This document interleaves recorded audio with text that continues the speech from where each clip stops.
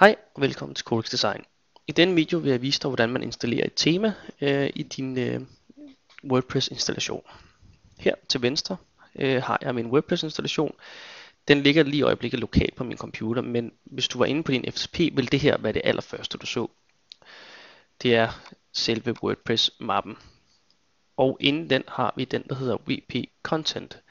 Det er der du skal ind i for at finde dit temaer og plugins og så meget andet.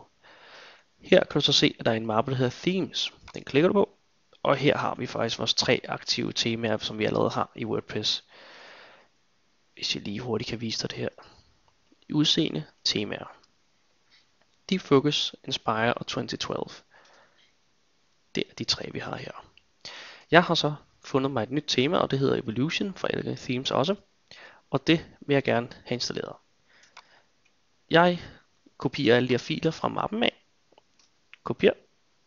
Sådan der.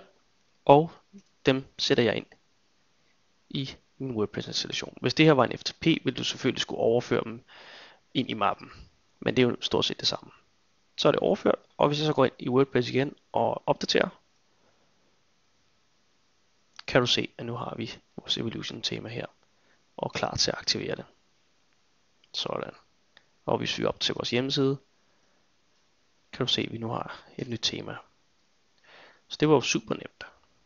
Samme princip fungerer, når du skal gøre det med plugins. Så skal du selvfølgelig bare ind i plugins mappen. Håber du kan bruge det. Hej.